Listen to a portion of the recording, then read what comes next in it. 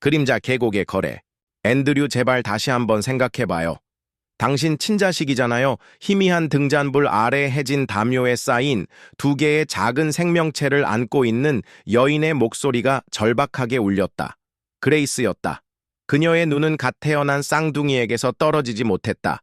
친자식이라.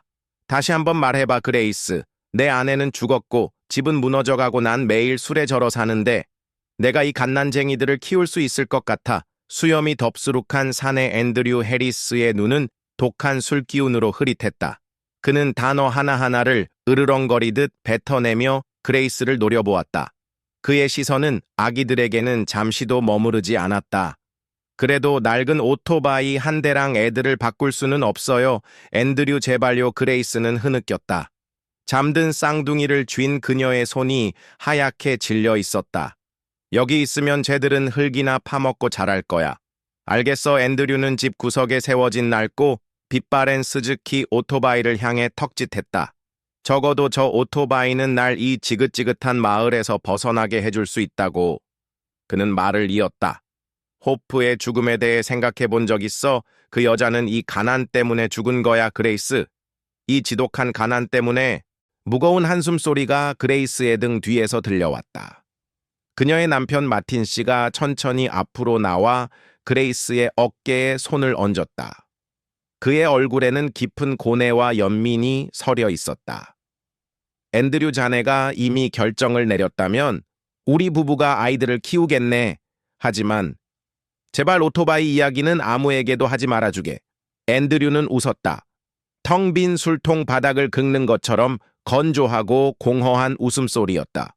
뭘 두려워하는 거지? 내가 입이라도 벙긋하면 사람들은 날 길 잃은 개보다도 못하게 쳐다볼 텐데. 데려가.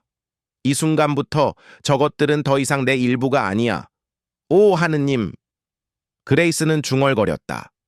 앤드류가 거친 손으로 그녀의 팔에서 아기들을 잡아채는 순간 그녀의 뺨으로 뜨거운 눈물이 하염없이 흘러내렸다. 그는 아기들을 찢어진 매트리스 위에 아무렇게나 내려놓고는 곧장 문으로 향했다. 잠깐. 앤드류, 마틴 씨가 그를 불렀다. 자네 이름 전부가 필요해. 출생증명서를 작성해야 하거든. 앤드류 해리스. 마음대로 적어. 다시 돌아올 생각 없으니까. 앤드류는 뒤도 돌아보지 않았다. 그의 목소리는 먼지 날리는 흙길 저편에서 메아리처럼 울려 퍼졌다. 나보다는 운이 좋기를 빌어주지. 삐걱거리는 낡은 문이 닫히자 금간 벽 사이로 차가운 바람이 울부짖듯 불어왔다. 그레이스는 허리를 숙여 아기들의 이마에 가볍게 입을 맞추며 속삭였다. 이제부터 너희는 줄리안과 소피아야. 마틴, 다른 건 아무도 알 필요 없어. 그로부터 2주 후 그림자 계곡 중앙시장에 앤드류가 새 오토바이를 타고 나타났다. 말끔하게 면도를 하고 새 셔츠를 입은 그가 몇몇 트럭 운전사들과 함께 커피를 마시는 모습에 마을 사람들은 놀라움을 금치 못했다. 오랜만이군, 앤드류. 부인이 세상을 떠났다고 들었네. 갓난아이들은 어떻게 하고? 누군가 동정 어린 목소리로 물었다. 더 이상 짐은 없어. 이제 자유야. 그 말에 테이블 전체가 순간 침묵에 잠겼다. 오직 앤드류만이 커피잔에 숨겨온 독한 술을 단숨에 들이켜고는 냉소적인 미소를 지었다. 아무튼 난 뉴욕으로 갈 거야. 술집에서 음악이나 좀 해볼까 해. 평생 이 망할 곳에 처박혀 살았지. 이제 신물 나. 은발에 놓인 마을에서 가장 오래된 식료품점 주인인 이든 씨가 엄한 목소리로 말했다. 하지만 아이들은 자네 피부 튀잖나. 피가 묽은 공기를 먹고 살진 않지. 이 세상에서는 돈 있는 놈들만 부모라고 불릴 자격이 있어. 난 자격 미달이야. 앤드류는 의자를 거칠게 끌며 일어서서 헬멧을 집어들었다. 그는 누구도 돌아보지 않고 말했다. 당신들 동정이나 판단 따위는 필요 없어. 난 그저 살아남으려는 것뿐이니까. 1시간도 채 되지 않아 앤드류는 마을을 떠났다. 빛바랜 스즈키 오토바이 뒤로 붉은 흙먼지가 피어올랐고 그의 등 뒤로는 사람들의 놀란 시선과 수군거리는 뒷이야기만이 남았다. 누군가 마틴 씨 부부에게 알려야 하지 않을까? 뭘 말이야, 이제 그들이 자기 자식처럼 키우고 있는데 누가 진짜 진실을 알겠어? 그날 밤 마틴 부부의 작은 부엌. 그레이스는 식탁 위에 분유 2그릇을 올려놓았다. 줄리안과 소피아는 낡은 찬장을 고쳐 만든 나무 요람에서 평화롭게 잠들어 있었다. 우리가 무슨 짓을 한 건지 아직도 믿을 수가 없어요. 그녀가 아기들을 바라보며 부드럽게 말했다. 눈에는 깊은 슬픔과 불안이 어려 있었다. 마틴 씨는 아내를 위해 조용히 차를 따랐다. 당신 탓이 아니오, 그레이스. 그가 우리 손을 강요한 거지. 하지만 언젠가는 알게 될 거요. 우리는 두 생명을 구했고 명예의 일부를 잃었을 뿐이오. 그레이스는 남편의 가슴에 얼굴을 묻었다. 온 마을 사람들에게 진실을 숨기고 어떻게 살아가야 하죠? 언젠가 아이들이 물어보면 어떡해요? 당신이 아이들에게 준 사랑으로 대답하면 돼요. 우리에게 명예는 필요 없소, 그레이스. 우리에게 필요한 건 마음이오. 창문 덧문이 차가운 밤바람에 덜컹거렸다. 밖에서는 마치 하늘 스스로가 아무도 볼 수 없는 비밀을 숨기려는 듯 구름이 빠르게 흘러가고 있었다. 다음 달 마을에 새로운 신부님이 부임했다. 윌리엄 신부였다. 아이들을 축복하기 위해 마틴 부부의 집을 방문했을 때 그는 부드럽게 물었다. 줄리안과 소피아라, 참 아름다운 이름이군요. 아이들은 어디서 태어났습니까? 마틴 씨는 신부에게 포도주를 따라주며 미소 지었다. 바로 여기 이 집에서 태어났습니다. 아이들 엄마는 출산 후에 세상을 떠났지요. 윌리엄 신부는 고개를 끄덕였다. 참으로 안타까운 일이군요. 하지만 아이들을 키워주셔서 감사합니다. 그레이스는 입술을 깨물고 시선을 떨궜다. 윌리엄 신부는 그녀를 바라보았지만 더 이상 아무것도 묻지 않았다. 떠나기 전 그는 그저 이렇게 말했다. 하느님께서는 출신을 따지지 않으십니다. 그분은 우리가 서로에게 베푸는 사랑만을 보십니다. 며칠 후 그레이스가 빨래를 널고 있을 때 옆집 이웃인 에비게일 부인이 오렌지 바구니를 들고 찾아왔다. 그레이스 앤드류가 정말로 마을을 떠났다는 게 사실이에요. 네, 갔어요. 그리고 아이들은 우리가 키우고 있어요. 아무도 아이들 부모가 누군지 정말로는 모르죠. 그레이스는 일부러 모호하게 대답했다. 에비게일 부인은 잠시 침묵하더니 말했다. 이상하네요. 오토바이 한 대랑 두 생명을 맞바꾼 것만큼 이상하지는 않겠죠. 그레이스가 자신도 모르게 중얼거렸다. 에비게일 부인은 얼어붙었다. 방금 뭐라고 했어요? 그레이스는 황급히 고개를 돌렸다. 아무것도 아니에요. 그냥 혼잣말을 한 거예요. 에비게일은 침묵 속에 서 있다가 바구니를 문 앞에 내려놓았다. 떠나기 전 그녀는 조용히 말했다. 뭘 숨기고 있는지 모르겠지만 그레이스, 기억해요. 진실은 절대 죽지 않아요. 그저 잠들어 있을 뿐이지. 그날 밤 그레이스는 요람 옆에 앉아 노트에 글을 적었다. 만약 언젠가 너희가 진실을 알게 된다면 부디 이해할 만큼 강인해지기를 바란다. 내가 너희를 낳지는 않았지만 내 살과 피처럼 너희를 사랑했단다. 그 문장 아래로 눈물 한 방울이 떨어져 잉크를 번지게 했다. 다음 날 아침 바람이 멎고 구름도 움직임을 멈췄다. 두 아이는 창문으로 쏟아져 들어오는 첫 햇살에 부드럽게 미소 지으며 눈을 깜빡였다. 그레이스는 아이들을 바라보았다. 가슴은 여전히 아팠지만 왠지 모르게 평온했다. 마틴 씨가 방으로 들어와 조용히 말했다. 그레이스, 이제부터 우리가 저 아이들의 부모요. 그녀는 고개를 끄덕였다. 그리고 아무도 그 진실을 알아서는 안 되었다. 시간은 그렇게 흘러갔고 아이들은 그림자 계곡의 비밀 속에서 무럭무럭 자라났다. 하지만 비밀의 그림자는 생각보다 길고 짙었다. 세월이 흘러 쌍둥이가 16살이 되던 해의 어느 봄날이었다. 줄리아는 마당 한 구석에 앉아 돌멩이를 걷어차며 여동생 소피아에게 말을 걸었다. 소피아, 너도 가끔 우리 집에 있는 이방인 같다는 생각 안 들어? 소피아는 고전 문학책을 무릎에 접어둔 채 창가에 앉아 있었다. 줄리안, 또 너무 많이 생각하는구나. 할머니, 할아버지가 우릴 아기 때부터 키워주셨잖아. 하지만 마을 사람들이 우릴 쳐다보는 방식 말이야. 마틴 씨 부부의 진짜 자식들을 보는 눈빛이랑은 다르다고. 뭔가 달라. 그건 그냥 우리가 할머니, 할아버지를 안 닮아서 그런 거 아닐까? 내 말은 난 곱슬머리에 피부도 좀 더 까맣고 넌 키 크고 눈동자도 진한 갈색이잖아. 두 분은 그렇지 않으시니까. 소피아는 애써 침착하게 대답했지만 그녀의 목소리에도 미세한 불안감이 서려 있었다. 줄리아는 자리에서 일어나 마당을 서성였다. 한 번은 식료품점에서 린다라는 애가 그랬어. 너희는 진짜가 아니야. 우리 엄마가 그랬어. 라고. 그때 아무 말도 못했어. 그냥 웃어 넘겼지. 하지만 그날 밤 잠을 한숨도 못 잤어. 소피아는 침묵했다. 오후에 햇살이 창문을 통해 길게 늘어져 두 사람 사이에 떠도는 먼지 입자들을 비추고 있었다. 부엌은 조용했지만 그들의 마음속에는 보이지 않는 폭풍이 소용돌이치고 있었다. 그 폭풍의 이름은 진실이었다. 아직은 그 누구도 입 밖에 내지 못하는, 그러나 언젠가는 터져 나올 수밖에 없는. 그날 밤 그레이스는 소피아의 이불을 덮어주며 부드럽게 물었다. 애야, 무슨 걱정이라도 있니? 아니에요, 할머니. 그냥 좀 피곤해서요.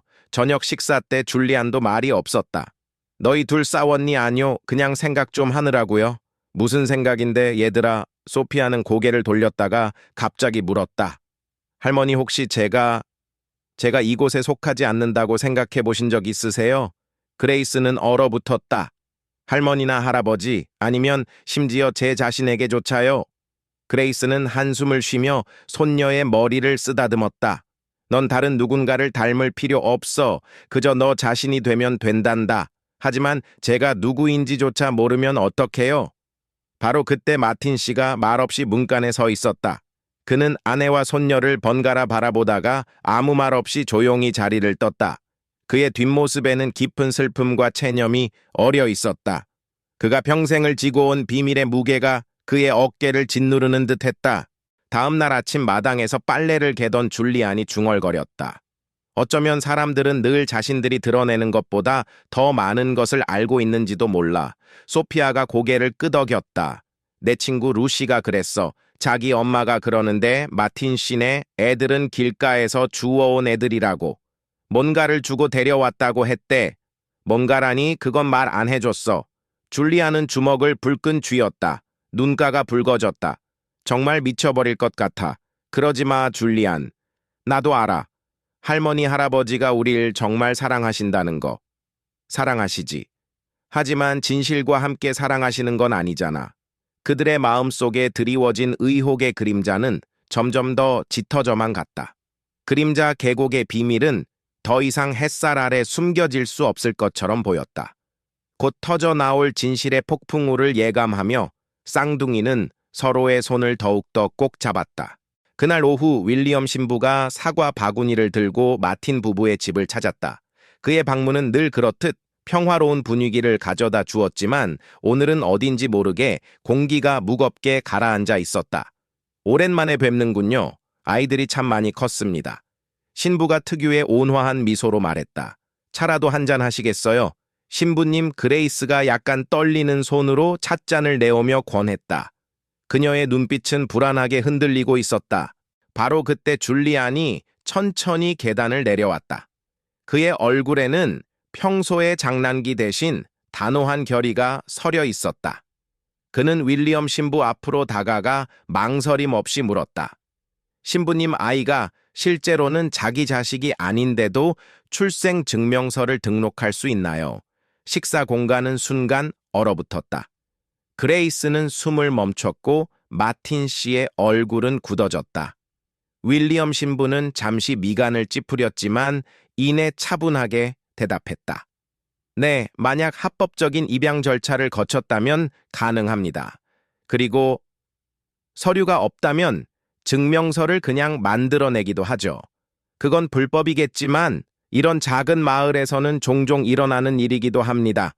줄리아는 더 이상 아무 말도 하지 않고 고개를 돌렸다. 그의 침묵은 그 어떤 외침보다도 더 큰 파장을 일으켰다. 그레이스는 자리에서 일어나 아무 말 없이 부엌으로 도망치듯 들어가 버렸다. 그녀의 어깨는 가늘게 떨리고 있었다. 윌리엄 신부는 안타까운 눈빛으로 그 모든 상황을 지켜보았다. 그날 밤 쌍둥이는 지붕 위에 나란히 앉아 보름달을 바라보았다.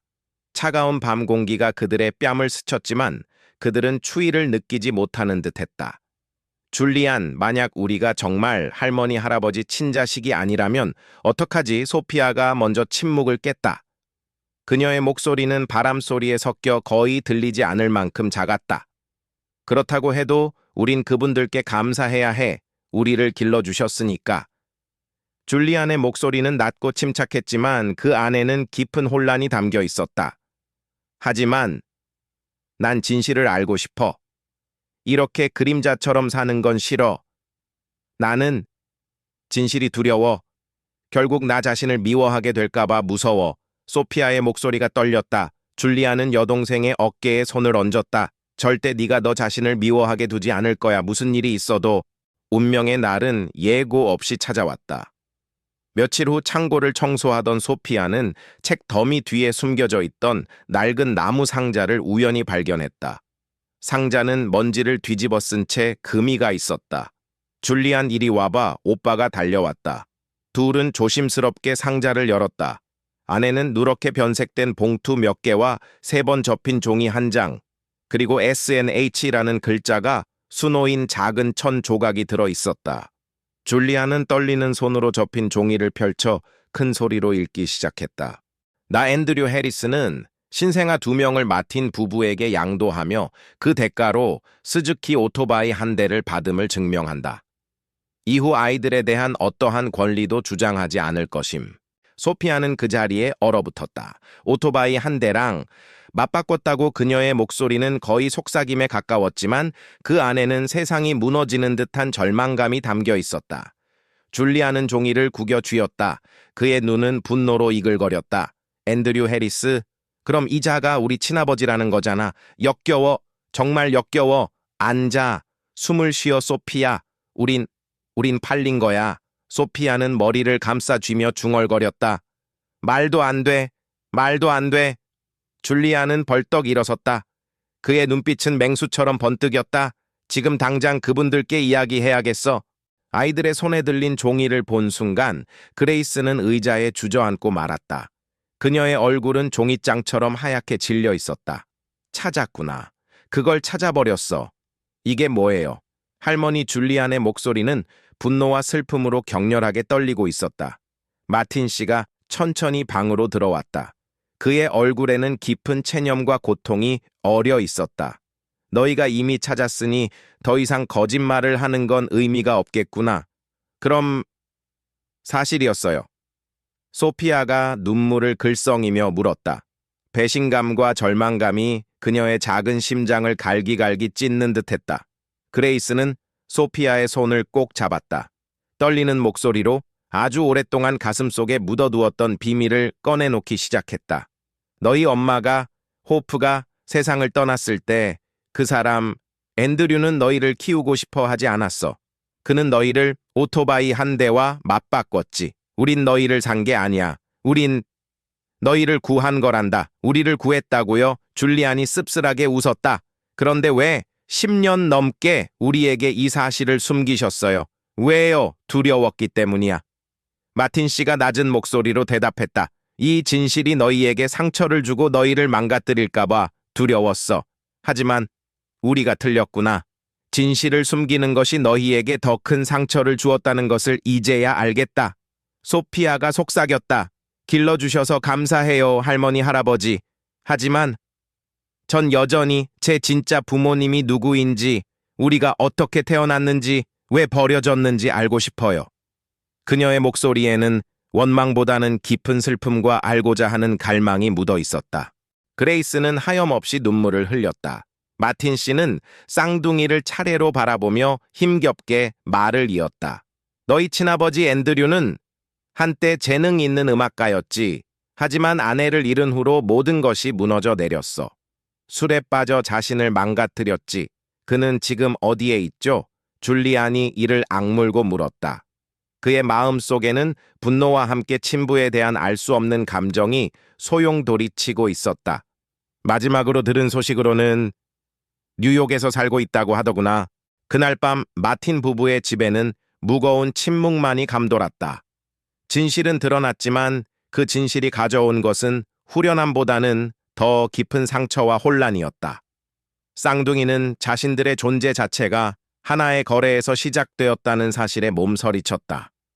그레이스와 마틴 씨는 아이들에게 진실을 너무 늦게 이야기했다는 죄책감과 그럼에도 불구하고 아이들을 지키지 못했다는 자책감에 괴로워했다.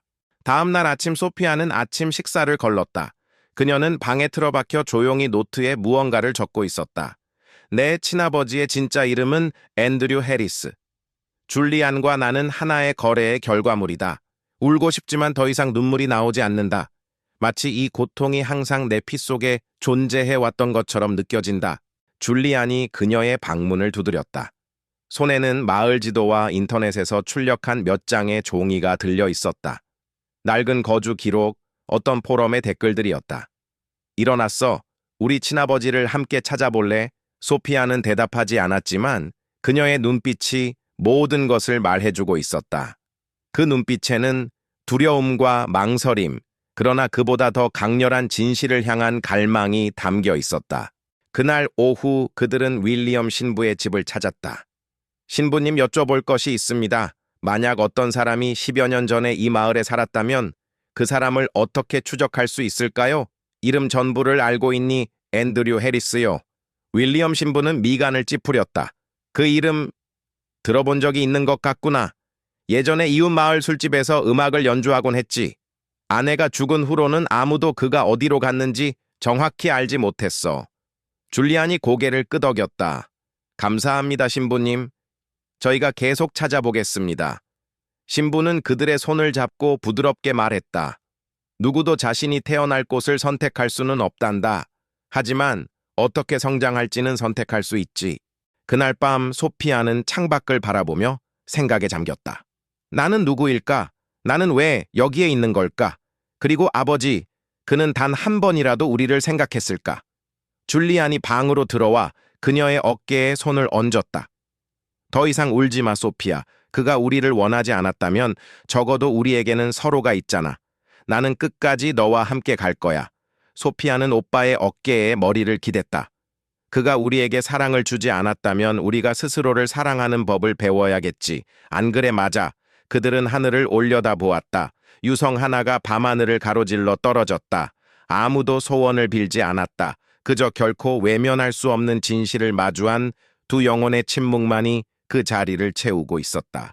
다음 날 줄리아는 마을 어귀의 작은 빵집 겸 커피숍으로 향했다. 빵집 주인인 에비게일 부인이 테이블을 닦고 있었다. 에비게일 아주머니, 혹시 앤드류 해리스라는 수염난 음악가 아세요? 물론이지. 이 근방 여자들 꽤나 홀리고 다녔으니까.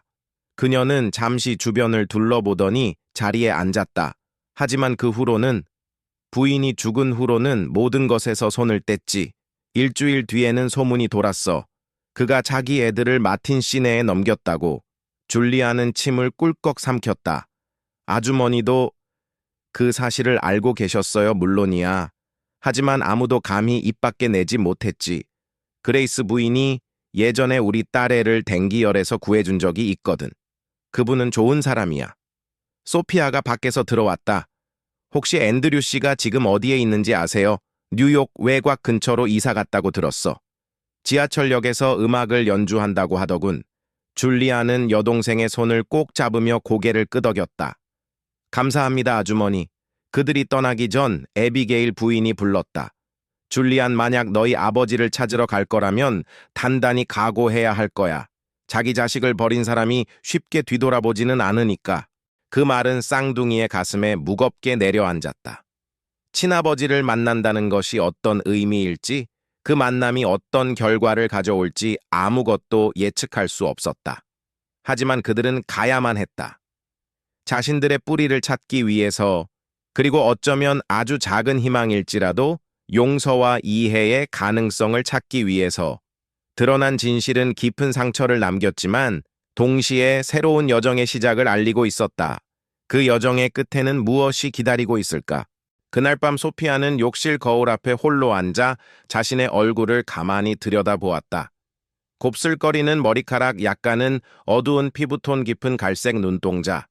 할머니 그레이스나 할아버지 마틴과는 전혀 다른 모습이었다. 이제야 그 이유를 알 것 같았다. 더 이상 내 자신이 아닌 것 같아. 그녀는 희미하게 속삭였다. 문틀에 기대어 그 말을 듣고 있던 줄리안이 천천히 다가왔다.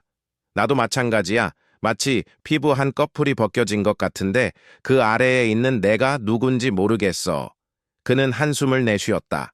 그를 만나면 그를 너무 미워해서 결국 나 자신까지 미워하게 될까봐 두려워. 소피아는 거울 속 자신의 눈을 똑바로 바라보았다. 그 안에는 낯선 자신이 서 있었다. 아니, 줄리안. 우리는 그의 선택이 아니야. 우리는 그가 결코 이해할 수 없었던 것들의 결과물일 뿐이야. 웃어야 할지 울어야 할지 모르겠다. 둘 다 해. 너에겐 그럴 권리가 있어. 이틀 후 작은 마을의 버스 정류장에서 줄리아는 뉴욕행 버스표 2장을 샀다. 버스를 기다리는 동안 우연히 윌리엄 신부가 지나가다 그들을 발견했다. 줄리안 어디들 가는 게냐? 저와 소피아는 뉴욕에 가려고요. 무슨 일이라도 있느냐? 신부의 눈빛이 걱정스럽게 흔들렸다. 저희 친아버지를 찾으러 가요. 신부는 순간 얼어붙는 듯 했다. 그의 얼굴에 안타까움과 염려가 교차했다. 준비는 되었느냐? 아니요. 줄리안이 단호하게 대답했다. 하지만 진실은 우리가 준비될 때까지 기다려주지 않잖아요. 그렇죠.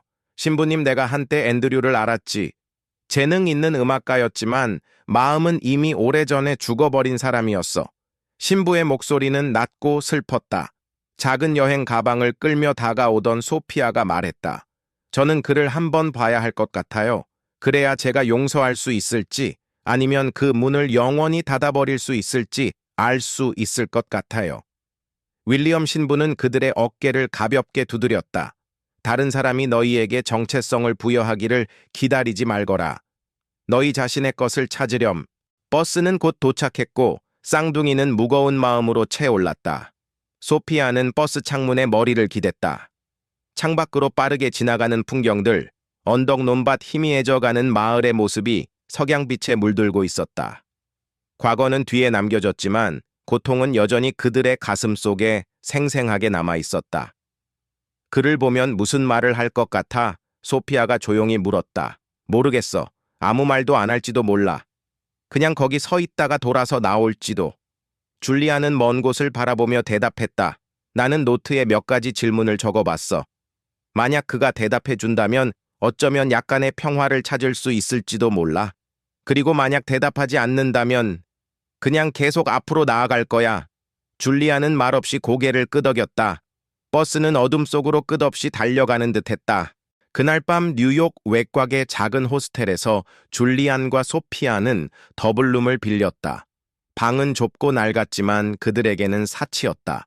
그들은 노트북을 켜고 앤드류의 최근 흔적을 검색하기 시작했다.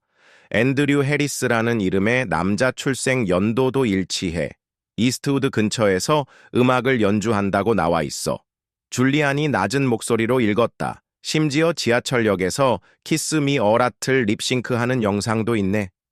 소피아는 슬픈 미소를 지었다. 그는 여전히 살아있구나.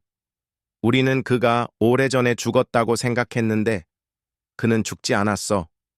그에 대한 우리의 감정이 죽었을 뿐이지 우리가 버려졌다는 것을 알았을 때 줄리아는 노트북을 덮었다. 내일은 긴 하루가 될 거야. 자정이 넘은 시각 소피아는 꿈을 꾸었다. 멀리서 들려오는 기타 소리를 따라 어두운 거리로 들어섰다.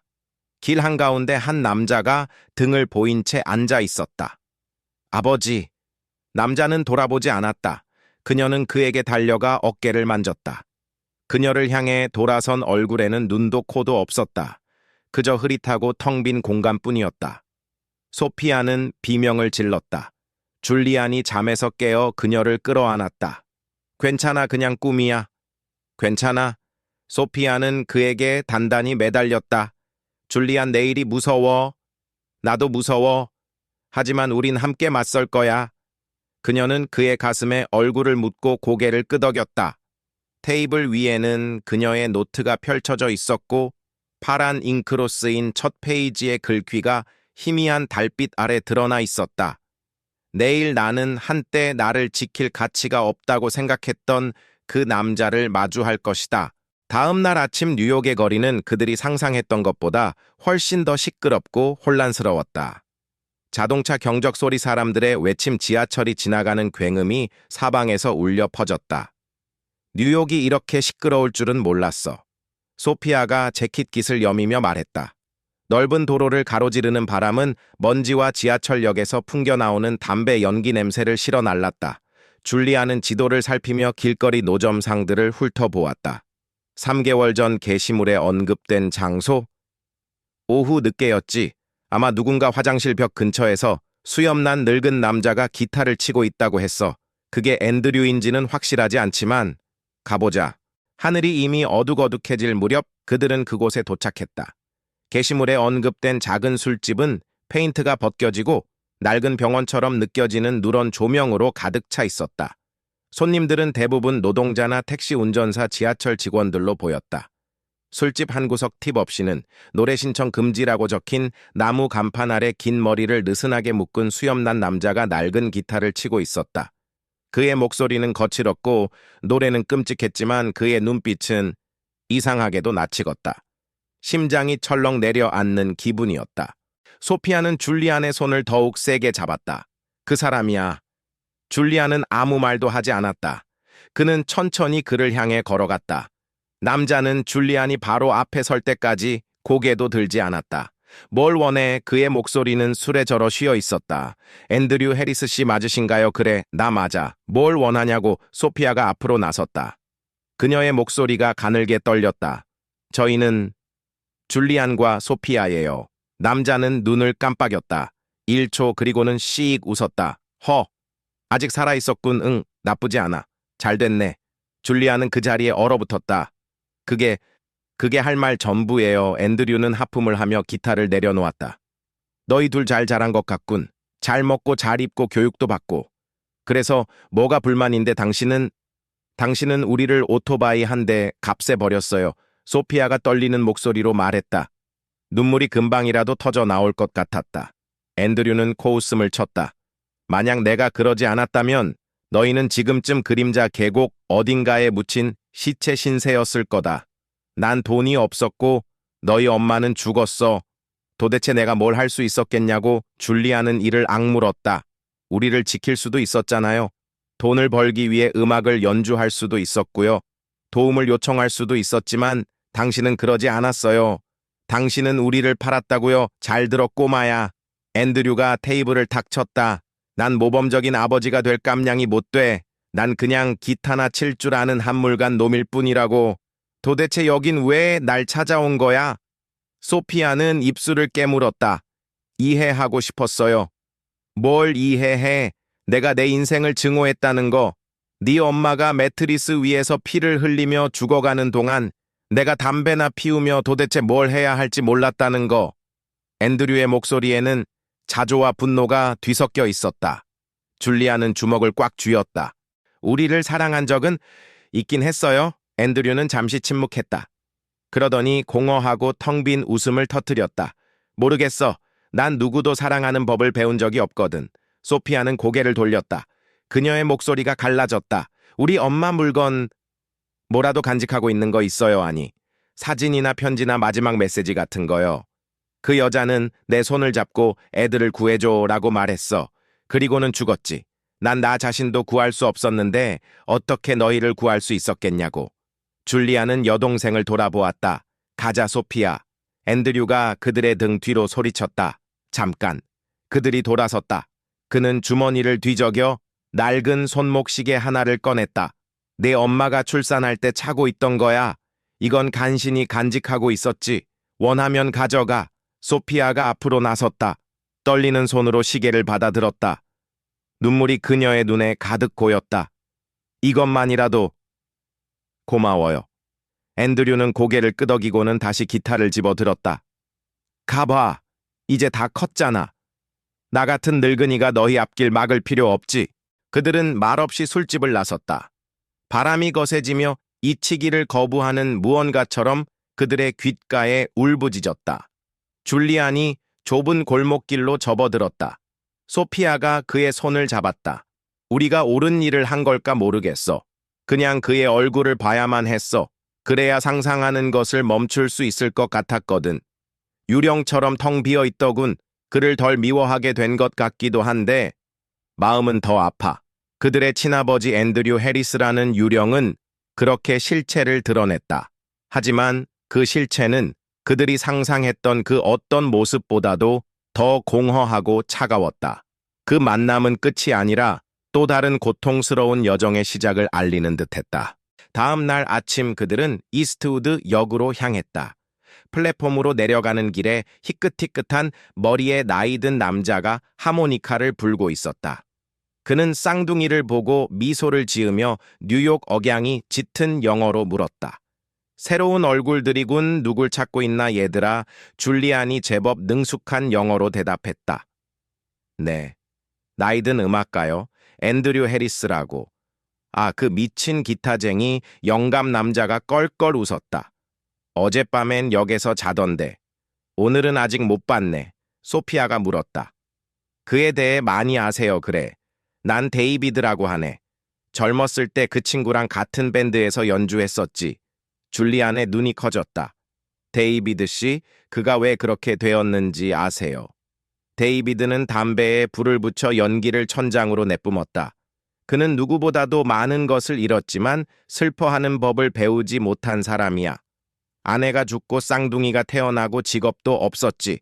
그는 가라앉지 않기 위해 모든 것을 내던져 버렸어. 소피아가 속삭였다. 그는 우리도 내던졌어요. 데이비드는 오랫동안 그들을 바라보았다. 너희가 앤드류의 아이들이로군. 줄리안이 고개를 끄덕였다. 데이비드는 말없이 담배를 비벼 끄고 소피아의 어깨에 손을 얹었다. 얘들아, 누구도 부모를 선택할 수는 없어. 하지만 너희는 앞으로 나아가기를 선택했지. 그게 너희를 다르게 만드는 거야. 소피아의 뺨으로 눈물이 흘러내렸다.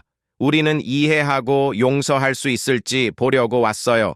데이비드는 작고 슬픈 미소를 지었다. 그는 용서받을 자격이 없어. 하지만 용서는 그가 자격이 있어서 하는 게 아니야. 너희가 평화를 누릴 자격이 있기 때문에 하는 거지. 그 말은 마치 주문처럼 쌍둥이의 마음에 새겨졌다. 용서. 그것은 과연 누구를 위한 것일까? 그리고 그들은 과연 그 유령 같은 아버지를 그리고 그로 인해 평생을 고통받아온 자기 자신들을 용서할 수 있을까? 뉴욕의 차가운 바람 속에서 그들은 또다시 길고 어려운 질문 앞에 서 있었다. 전고가 되어서야 그들은 호스텔로 돌아왔다. 줄리아는 창가에 조용히 앉아 있었다. 그의 눈은 텅 빈 허공을 응시하고 있었다. 만약 내가 그를 다시 보게 된다면 얼굴에 주먹을 날릴 거라고 생각했었어. 그런데 지금은 그냥 피곤해. 마치 20년 동안 산을 등에 지고 다니다가 마침내 내려놓은 것 같아. 소피아는 노트를 펴고 펜을 들었다. 아버지를 만난 것은 내가 상상했던 것과는 전혀 달랐다. 후회도 온기도 없었지만 왠지 모르게 상처 하나가 아문 느낌이다. 그를 위해서가 아니라 나를 위해서. 그녀는 그렇게 적어 내려갔다. 줄리안이 여동생을 바라보았다. 우리가 그에게 기대할 것은 아무것도 없어.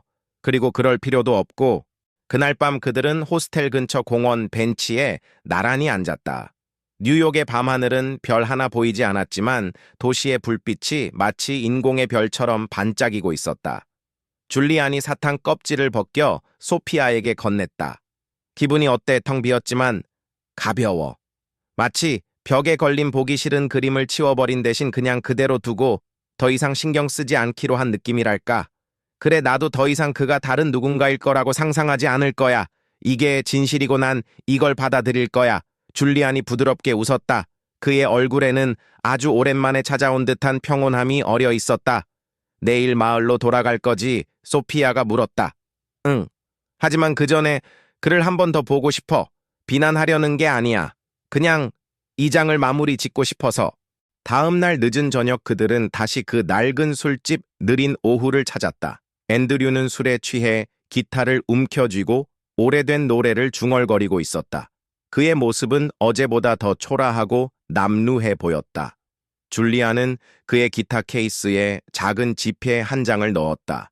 앤드류가 고개를 들었다. 또 왔군 허. 그의 눈은 여전히 흐릿했다. 소피아가 앞으로 나서서 낡은 손목시계를 그의 앞에 놓았다. 이건 제가 간직할게요. 하지만 당신은 필요 없어요. 앤드류는 무언가 말하려 입을 열었지만 이내 다물어 버렸다. 줄리안이 몸을 숙여 앤드류의 눈을 똑바로 쳐다보았다. 당신이 우리에게 생명을 줬을지는 모르지만 우리는 스스로 살아가는 법을 배웠어요. 앤드류는 침묵했다. 그의 입술이 움직였지만 아무런 소리도 나오지 않았다. 쌍둥이는 등을 돌려 걸어 나갔다. 바람이 그들의 등 뒤에서 포효했다. 거센 바람결에 기타에서 끊어진 현 하나가 튕겨져 나왔지만 그들은 결코 뒤돌아보지 않았다. 술집을 나와 엠베서더 에비뉴를 따라 걷던 중 소피아가 문득 입을 열었다. 그 사람, 엄마를 기억하고 있을까 모르겠어. 그가 기억하는 법을 알고 있기나 한 건지조차 확신할 수 없어. 그의 눈을 봤어. 아무것도 없었어. 후회도 죄책감도 슬픔도. 그저 게으른 수용만이 있었지. 어쩌면 그는 오래전에 죽었는지도 몰라. 그의 몸이 아니라 그를 인간으로 만들었던 그 부분이 말이야. 자동차 배기가스 냄새와 길거리 좌판에서 풍겨 나오는 볶음밥 냄새가 뒤섞여 코를 찔렀다.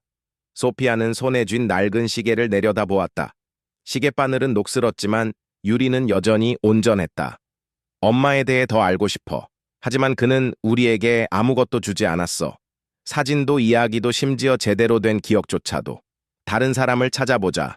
줄리안이 말했다. 데이비드가 말했던 여자 기억나? 앤드류가 몇 달 동안 신세를 졌다는 식당 주인 로지 말이야. 로지의 식당, 로지스 플레이스는 좁은 골목길에 자리 잡고 있었다.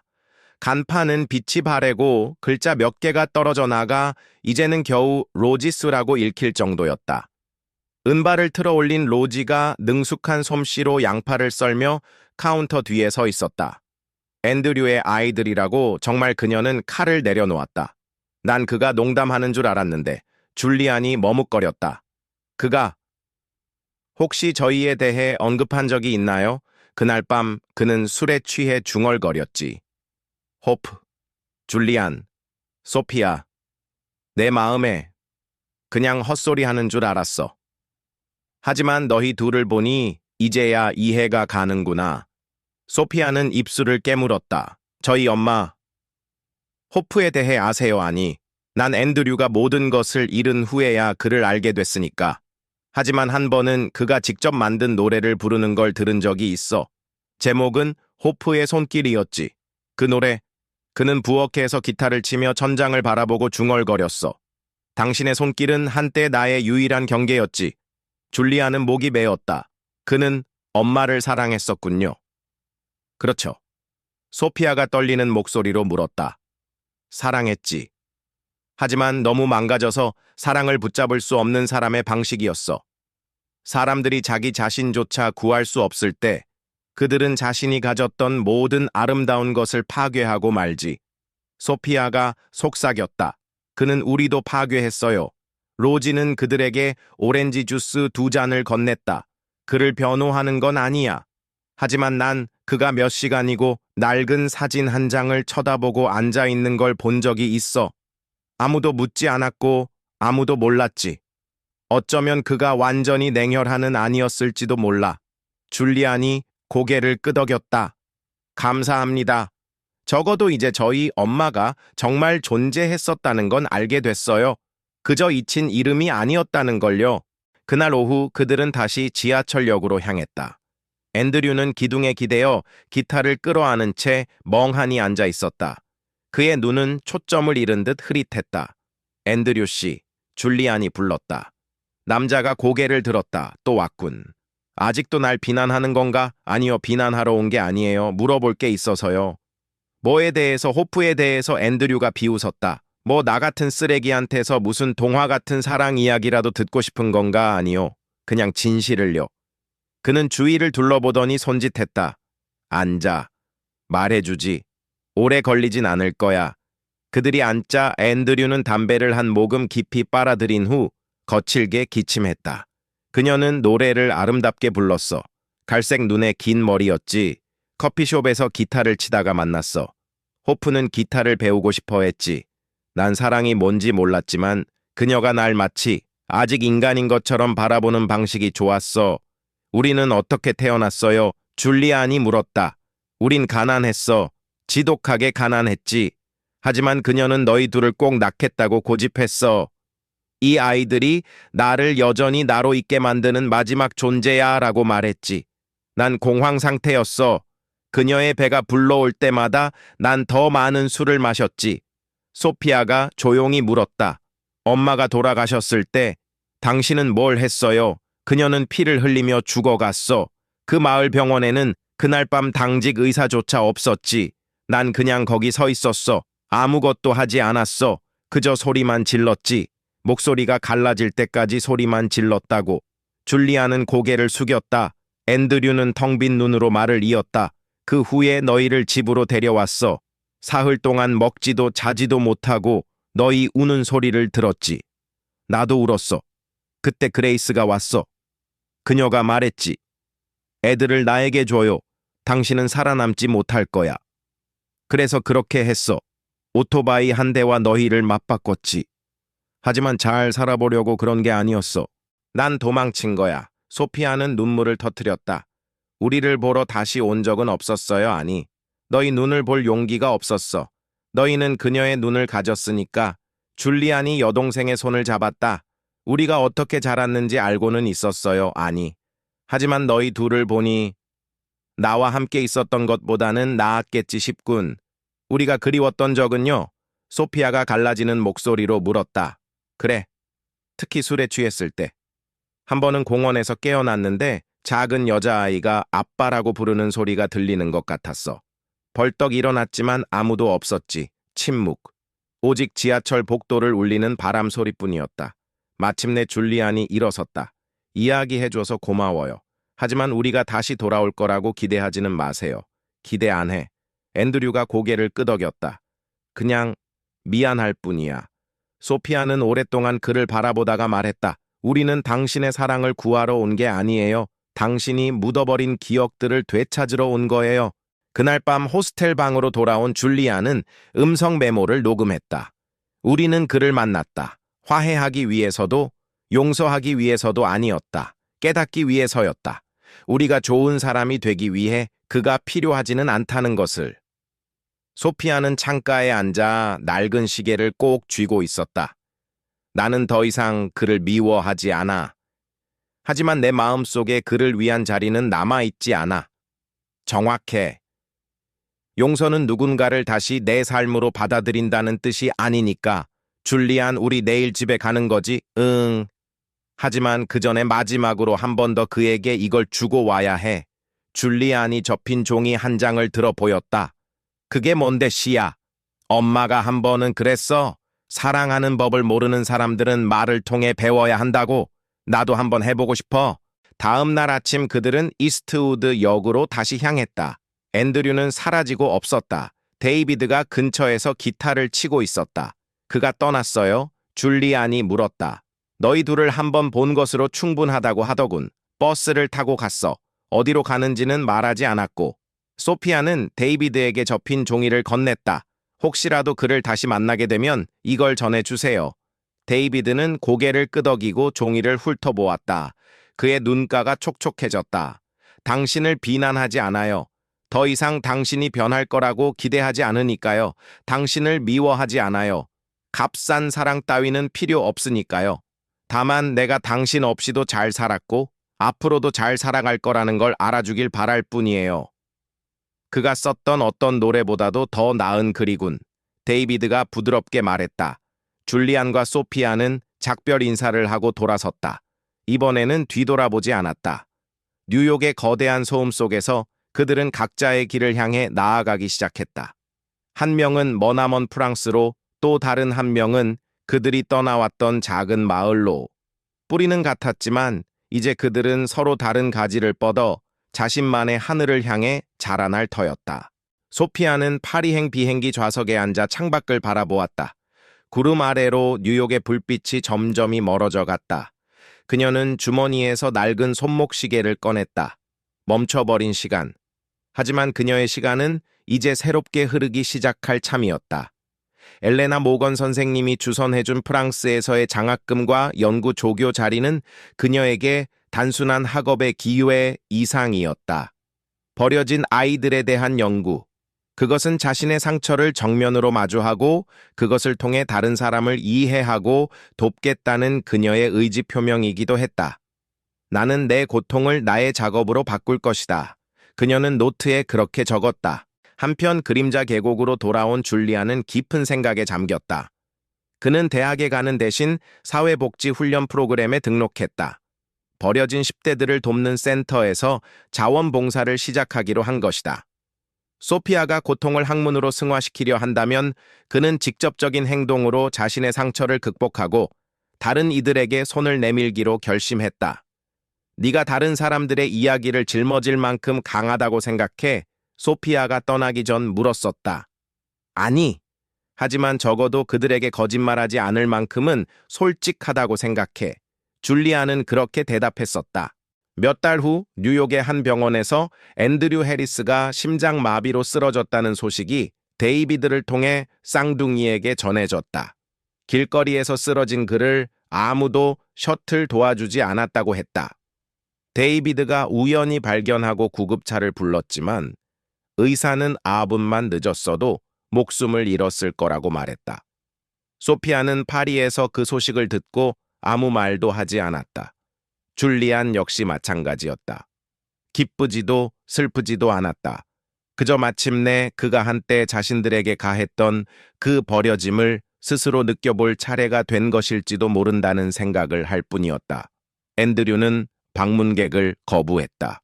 어쩌면 그는 이제 볼 가치가 있는 것이 아무것도 남아있지 않다는 것을 깨달았는지도 몰랐다. 소피아는 프랑스에서 두 번째 싸움 세컨드 라이프이라는 이름으로 버려진 아이들과 학생들 간의 공유 세션을 조직했다. 그녀는 자신의 이야기를 담담하게 꺼내놓았다. 안녕하세요. 제 이름은 소피아입니다. 저는 오토바이 한 대 값에 팔렸던 아이입니다. 하지만 저는 또한 피 한 방울 섞이지 않은 두 분의 사랑으로 자란 아이이기도 합니다. 그녀의 이야기는 많은 이들에게 깊은 감동과 용기를 주었다. 특히 가브리엘이라는 12살 고아 소녀는 소피아를 통해 처음으로 마음의 문을 열고 그림으로 자신의 생각을 표현하기 시작했다. 가브리엘은 소피아에게 바람 속에 서 있지만 날아가지 않는 소녀라는 제목의 그림을 선물하며 그녀를 누나라고 불렀다. 줄리아는 마을 센터에서 청소년 지원 그룹을 이끌며 아이들의 든든한 버팀목이 되어주고 있었다. 줄리안 형은 절대 빈말을 하지 않아요. 한다고 하면 꼭 하고 못하면 우리 곁을 떠나지 않고 함께 있어줘요. 한 아이의 말은 줄리안이 어떤 존재가 되어가고 있는지를 보여주었다. 시간은 흘러 소피아는 논문을 마치고 미국으로 돌아올 준비를 했다. 그녀의 마음은 더 이상 과거에 얽매여 있지 않았다. 그녀는 자신을 버렸던 아버지를 용서하지는 않았지만 더 이상 그로 인해 고통받지도 않았다. 그녀는 자신의 가치를 스스로 증명했고 자신의 삶을 스스로 써 내려갔다. 그녀의 논문 마지막 줄에는 이렇게 적혀 있었다. 나를 버렸던 그 남자에게 감사한다.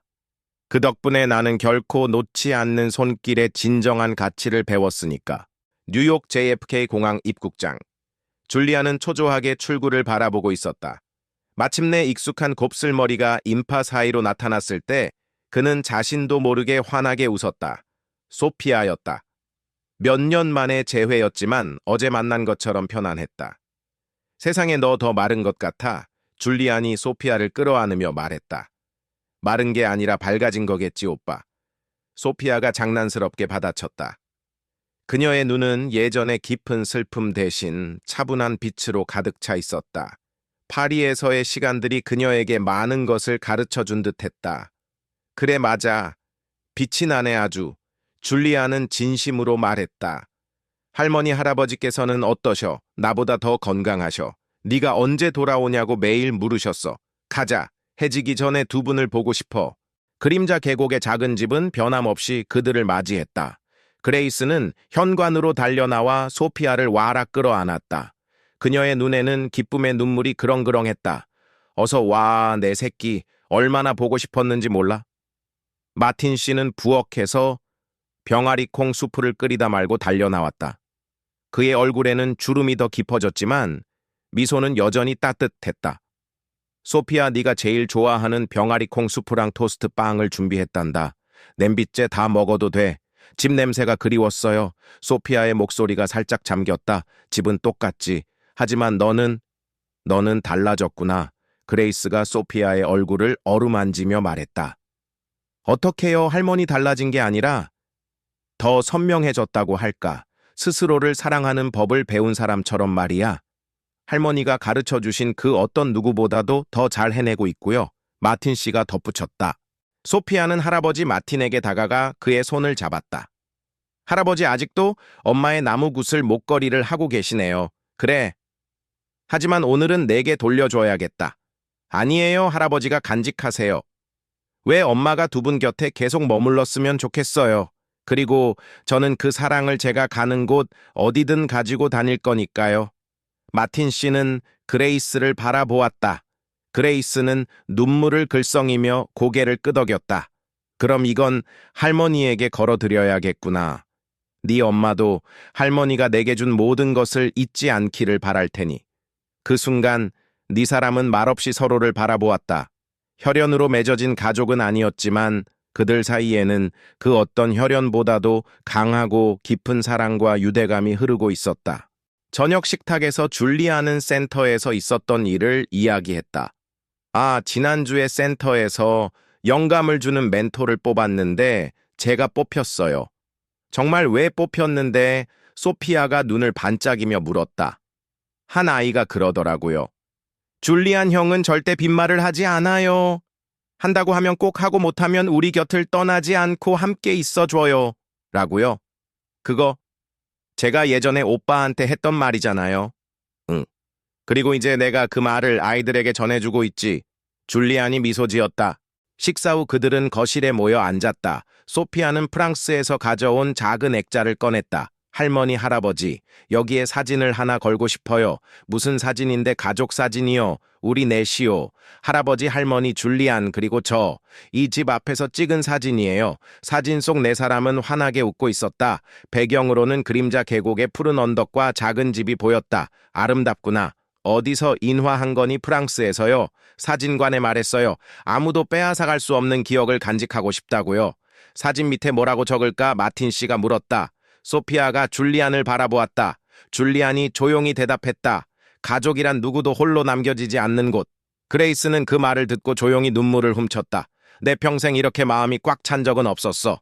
며칠 후 소피아가 줄리안에게 조심스럽게 물었다. 오빠 나 그 사람 보러 가야 할까? 앤드류 말하는 거야. 응. 아주 멀리서라도 괜찮을 것 같으면 그게 너에게 평화를 가져다 줄 거라고 생각한다면 내가 같이 가줄게. 그가 변했을 거라고 생각하지 않아. 나도 마찬가지야. 하지만 이번에는 네가 그에게 무언가를 요구하러 가는 게 아니잖아. 응. 더 이상 기다리지 않는다는 걸 확인하러 가는 거야. 그들은 뉴욕 외곽의 요양원을 찾았다. 앤드류 해리스는 창가 의자에 앉아 라디오 소리를 듣고 있었다. 머리는 하얗게 새었고 얼굴에는 깊은 주름이 패어 있었다. 사과를 깎고 있었지만 손놀림은 느리고 힘겨워 보였다. 간호사는 그가 방문객을 거의 받지 않으며 말을 거의 하지 않는다고 했다. 소피아와 줄리아는 병실 복도 끝에서 잠시 그의 모습을 지켜보았다. 그들은 안으로 들어가지 않았다. 그럴 필요를 느끼지 못했다. 더 이상 그를 미워하지 않아. 줄리안, 소피아가 속삭였다. 알아. 그를 사랑하지도 않아. 그리고 그게 바로 승리인 것 같아. 그래, 너는 너 자신을 해방시킨 거야. 그들은 조용히 돌아섰다. 더 이상 그들의 마음에 앤드류 해리스라는 이름의 유령은 머물 자리가 없었다. 그는 그저 과거의 한 조각일 뿐이었다.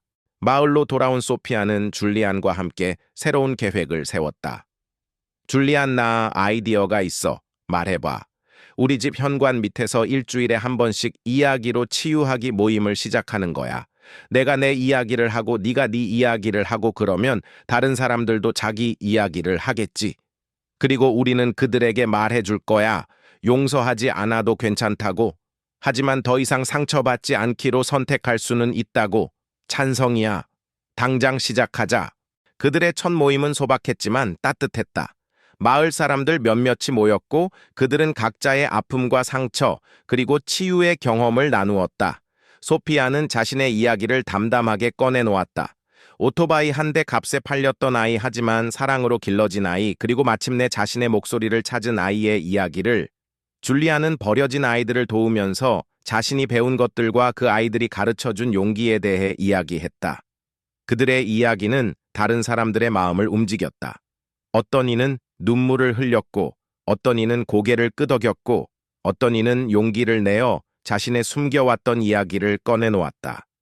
현관 및 작은 공간은 그렇게 서로의 아픔을 보듬고 치유하는 안전한 장소가 되어갔다. 그레이스와 마틴 씨는 그 모습을 흐뭇하게 지켜보았다. 이 집은 오랫동안 치유의 장소였지. 그레이스가 속삭였다. 너희가 우리를 포기하지 않아 줘서 고맙다. 저희가 돌아와줘서 고맙습니다, 할머니. 줄리안이 대답했다. 어느덧 시간이 흘러 거실 벽에 걸린 가족 사진은 햇살에 조금 빛이 바랬지만 그 아래 적힌 글귀는 더욱 선명해 보였다. 가족이란 누구도 홀로 남겨지지 않는 곳. 소피아와 줄리안의 이야기는 출신이 한 사람의 가치를 결정하지 않는다는 것을 상기시켜 주었다. 버려졌음에도 불구하고 그들은 존엄과 용서, 그리고 용기로 앞으로 나아가기를 선택했다. 용서는 상처 준 사람을 위한 것이 아니라 과거로부터 자기 자신을 해방시키기 위한 것이었다. 가족은 단지 피로 맺어지는 것이 아니라 진정한 사랑이 존재하는 곳이었다. 가장 깊은 상처로부터 그들은 다시 태어났고 다른 사람들에게 영감을 주는 존재가 되었다. 가장 위대한 교훈은 이것이었다. 누구든 한때 고통으로 떨었던 바로 그 손으로 자신의 삶을 다시 써내려갈 수 있다는 것. 그리고 그 이야기의 끝에는 언제나 희망이라는 이름의 빛이 기다리고 있다는 것을. 줄리안과 소피아는 그 빛을 향해 함께 걸어갈 것이었다. 더 이상 혼자가 아니었다. 두 사람의 이야기는 그렇게 그림자 계곡의 작은 집 현관 밑에서 울려 퍼지는 따뜻한 목소리들 속에 녹아들었습니다. 한때는 버려졌던 상처로 가득했던 그들의 삶은 이제 다른 이들의 아픔을 보듬고 새로운 희망을 싹 트이우는 이야기로 다시 쓰여지고 있었습니다. 줄리안과 소피아는 더 이상 과거의 유령에 얽매이지 않았습니다. 그들은 자신들의 손으로 운명의 실타래를 풀어냈고 그 과정에서 진정한 가족의 의미, 용서의 힘, 그리고 무엇보다 자기 자신을 사랑하는 법을 배웠습니다. 앤드류 해리스라는 이름은 때때로 그들의 기억 속에 희미하게 떠오르겠지만 더 이상 고통이나 분노를 동반하지 않을 것입니다. 그는 그저 그들이 누구인지를 깨닫게 해준 하나의 과정이었을 뿐 그들의 미래를 규정짓는 존재는 아니었습니다. 그들의 진짜 아버지는 그들의 손을 잡아주고 넘어졌을 때 일으켜 세워준 마틴 씨였고 진짜 어머니는 눈물과 기도로 그들을 키워낸 그레이스였습니다. 그리고 그들 서로는 세상 그 누구보다 든든한 버팀목이었습니다. 이야기를 통해 치유하고 치유를 통해 성장하며 성장을 통해 다시 새로운 이야기를 만들어가는 것. 그것이 줄리안과 소피아가 선택한 삶의 방식이었습니다. 그들의 작은 모임은 점점 더 많은 사람들에게 용기와 위로를 전해주었고 그림자 계곡에는 절망 대신 희망의 노래가 울려 퍼지기 시작했습니다.